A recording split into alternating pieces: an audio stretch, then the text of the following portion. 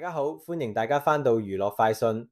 今日我哋有超多勁爆八卦要同大家傾，包括葉倩文同 GM 郵輪工作嘅超尷尬真相，關嘉敏終於有喜訊，仲有 Bingo 成員陳善如突然宣布離開 TVB， 啲故事一個比一個勁，所以你哋要睇到尾先可以知晒發生咗咩事。首先我哋嚟傾傾最近嘅大新聞，葉倩文最近做咗男友 GM 嘅小助手，去郵輪工作，個故事聽落去就已經好有趣啦。大家都知葉倩文同 GM 係喺女神配對計劃呢個節目入邊識到，兩個人甜到爆。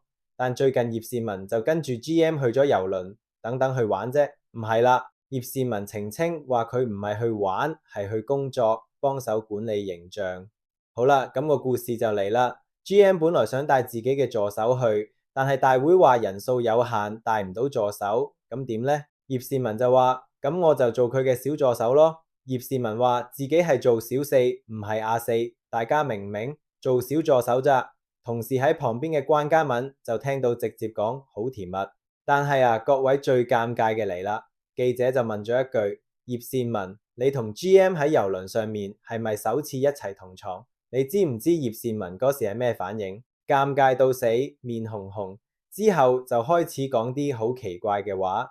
葉倩文話係同場啦，唔係同床。記者就問咁係咪同床？葉倩文就開始避談話：我介紹一下郵輪上有幾種床啦。佢講到尷尬到喊。最後葉倩文又講咗一句超級經典嘅說話，佢話我仲未成年啊，智慧仲喺成長緊，大家會唔會有保健食品俾我補充啊？立即訂閱我哋頻道，記得撳鐘仔，第一時間知道娛樂大小事。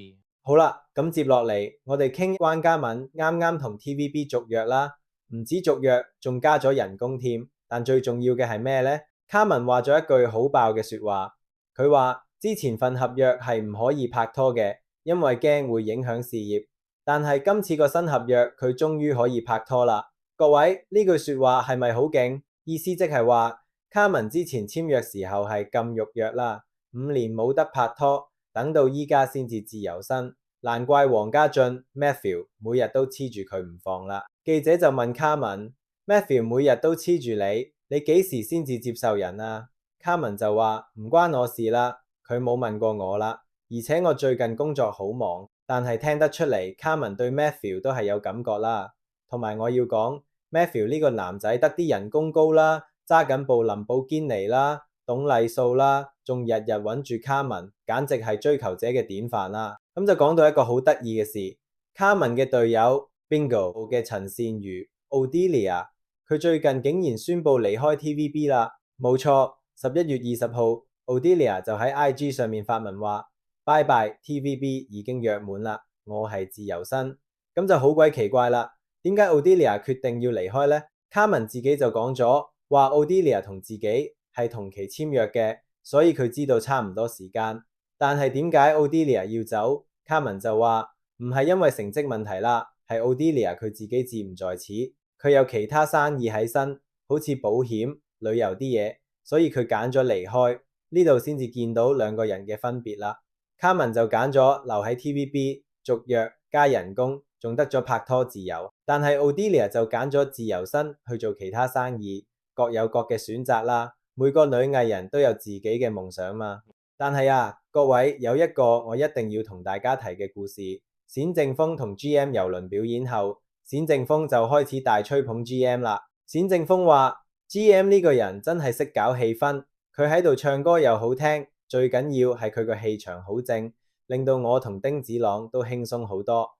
聽到呢度，葉倩文應該好心滿意足啦。你個男友唔止靚仔、溫柔、識氹人，仲識唱歌，會搞氣氛，仲唔係一個完美男友。好啦，各位，我哋今日傾咗咁多八卦，我嚟總結一下今日嘅重點啦。第一，葉倩文同 GM 雖然係做工作，但個故事聽落去就好甜蜜。不過葉倩文就尷尬到死啦。個郵輪故事，我估個記者遲早會再問出更多內容。